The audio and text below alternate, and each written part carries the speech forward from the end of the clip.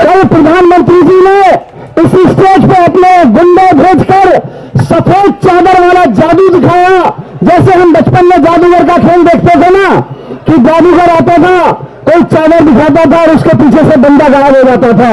कल प्रधानमंत्री जी ने वही किया, सफेद चादर वाले गुंडे भेजे और जादू दिखा के सोनम वांगचुक जी को यहां से गायब कर दिया, छूमंतर कर दिया अस्पताल के लिए। मैं कल वो वीडियो देख के सोच रहा था कि नरेंद्र मोदी जी, काश ये सफेद चादर वाला जादू आप देश के शिक्षा मंत्री की कुर्सी के सामने दिखा देते तो अपनी कुर्सी से धर्मेंद्र प्रधान गायब हो जाता। भारत माता की इंकलाब, इंकलाब। दोस्तों, आज मैं शिक्षा क्रांति के सिपाहियों को सल्यूट करने के लिए आया हूं यहाँ पे। मैं आशुतोष को, अभिजीत को बहुत लंबे समय से जानता हूं और ये लोग कुछ समय मेरे साथ काम करते थे, पर्सनली भी। जब ये मेरे साथ मेरी टीम में एजुकेशन पे काम करते थे तो उस वक्त मैं उनसे कहा करता था क्या बहुत तरह की क्रांतियां हो गई देश में, एक शिक्षा क्रांति होनी चाहिए। आज मुझे बहुत गर्व है कि आशुतोष, अभिजीत, सौरभ, यहां खड़ी हुई सारी टीम, यहां बैठी हुई सारी टीम इस देश में एक एजुकेशन क्रांति चला रही है। मुझे बहुत फख्र है इस बात पर कि 3 महीने पहले तक हमारे देश में अगर कोई कहता कि हमें एजुकेशन के नाम पर क्रांति करनी है, शिक्षा सुधारों पर क्रांति करनी है, परीक्षा के घोटाले पर क्रांति करनी है, तो शायद कोई मजाक उड़ाता कि एजुकेशन के नाम पर ही क्रांति होती है क्या। लेकिन आप लोगों ने करके दिखा दिया, आप लोगों ने और आप लोगों ने, यहां जो लोग खड़े हैं। इसीलिए मैं शिक्षा क्रांति के योद्धाओं को, शिक्षा क्रांति के सिपाहियों को आज सल्यूट करने के लिए आया हूं यहां पे। इस देश को सच में एक एजुकेशन क्रांति की जरूरत है, एक शिक्षा क्रांति की जरूरत है देश को। और शिक्षा क्रांति में सबसे पहली जरूरत है पेपर माफिया से आजादी। देश को शिक्षा क्रांति की जरूरत है और शिक्षा क्रांति की पहली जरूरत है, पहला काम है शिक्षा क्रांति का पेपर माफिया से आजादी दिलाना। पेपर माफिया से आजादी दिलाने का के लिए आप लोग यहां पे बैठे हुए इतनी बड़ी संख्या में।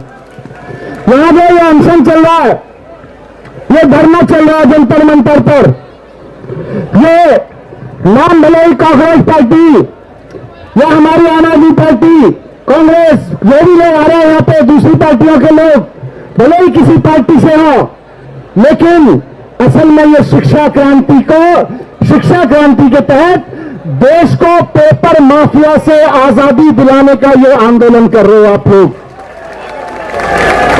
बहुत जरूरी है इस आंदोलन को, इस शिक्षा क्रांति को अभिजीत ने अपने कंधे पर रखा, आशुतोष ने उठाया, सौरभ ने उठाया, यहां बैठी हुई लड़कियां, हमारी बहनें, बच्चियां हैं, उन्होंने अपने कंधे पर उठाया। सोनम वांगचुक जी ने अपने शरीर को आगे लगा के, शरीर को दांव पर लगाकर शिक्षा क्रांति का बीड़ा उठाया।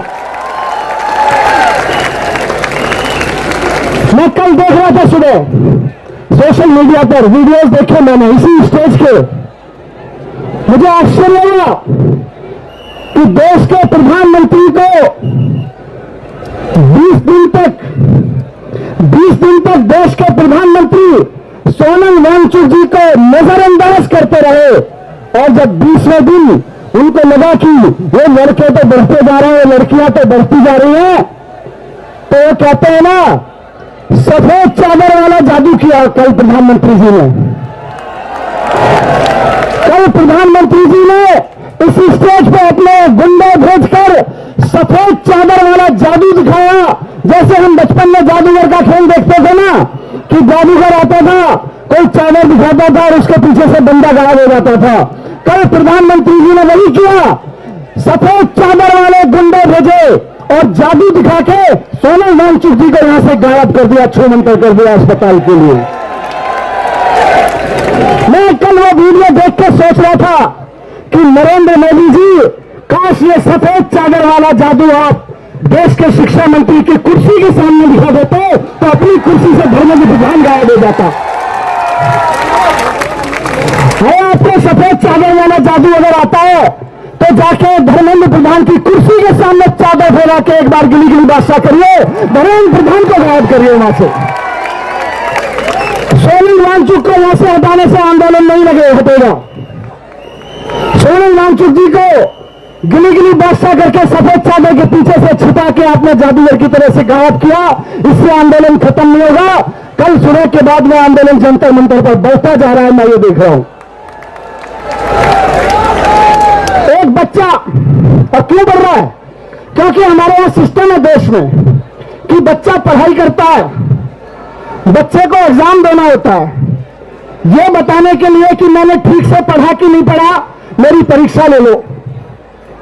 हम बच्चे की परीक्षा लेते हैं, बच्चे ने ठीक से पढ़ा कि नहीं पढ़ा, यह जांचने के लिए बच्चे की परीक्षा होती है।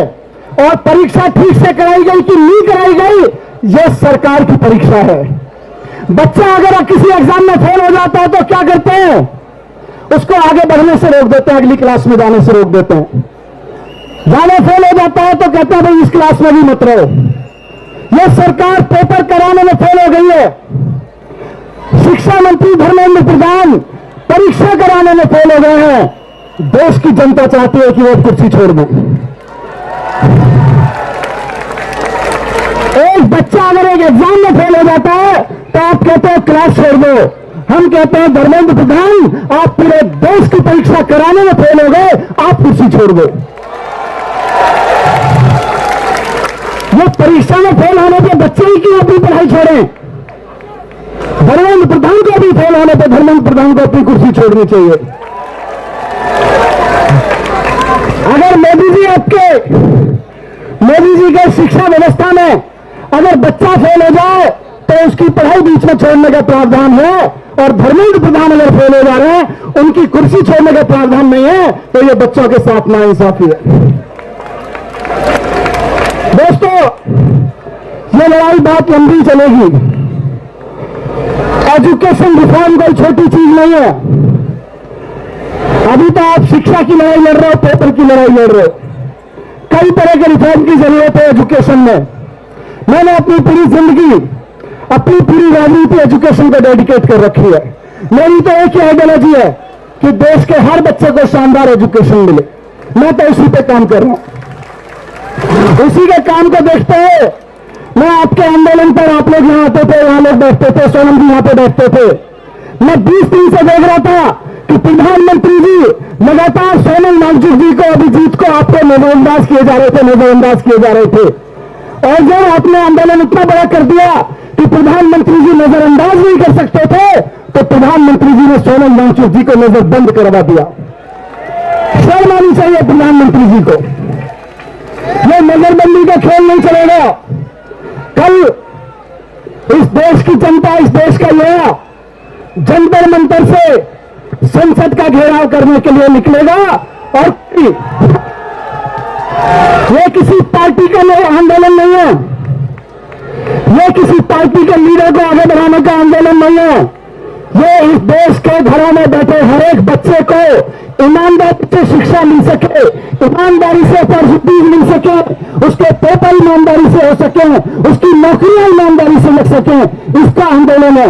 इसलिए आज सीजेपी को इस मंच से मैं आह्वान करना चाहता हूं देश की सारी राजनीतिक पार्टियों को, और जब मैं कह रहा हूं सारी, तो मैं बीजेपी को भी आह्वान करना चाहता हूं कि अगर अपने बच्चों से प्रेम करते हो तो आओ जंतर मंतर और चलो पार्लियामेंट की तरफ। ये खाली सीजेपी की लड़ाई नहीं है, ये आम आदमी पार्टी की लड़ाई नहीं है, ये कांग्रेस वालों की, ये लेफ्ट वालों की, ये समाजवादी पार्टी वालों की लड़ाई नहीं है। ये लड़ाई तो भारतीय जनता पार्टी वालों के बच्चों की भी है। अभिजीत अभी बोल रहे थे कि कुछ नेताओं के बच्चे तो विदेश में चले जाते हैं। अरे भाई, कुछ कह जाते हैं बीजेपी के कार्यकर्ता के नेताओं के बच्चे, जो नीचे के कार्यकर्ता हैं, उनके तो दिल्ली के मरावली के स्कूल में पढ़ते हैं। मैं जानता हूं कि उनके जगह देश में पढ़ते हैं। तो बीजेपी के कार्यकर्ताओं को भी मैं आह्वान करता हूं कि राजनीति भूल जाइए। कल सुबह जब उठे अपनी बगल में अपने घर में लेटे हुए इस बच्चे की शक्ल देखिए और कसम खा के निकलिए कि आज मैं बीजेपी के लिए नहीं, किसी पार्टी के लिए नहीं, अपने बच्चे के लिए जंतर मंतर जा रहा हूं। और घेरिए संसद को, मांगिए इस देश के शिक्षा मंत्री का इस्तीफा। इस देश के शिक्षा मंत्री को इस्तीफा देना होगा। नारे लगा के बताइए, धर्मेंद्र प्रधान को इस्तीफा देना होगा, शिक्षा मंत्री को इस्तीफा देना होगा, इस्तीफा देना होगा। बहुत बहुत धन्यवाद। मैं 20 जुलाई को यानी कल आपके साथ खड़े होकर मार्च करने में चलूंगा, लेकिन मैं फिर से आह्वान कर रहा हूं कि इसको राजनीतिक नहीं, इसको परिवार का आंदोलन बनाइए, अपने बच्चों का आंदोलन बनाइए। भारत माता की। बहुत बहुत धन्यवाद।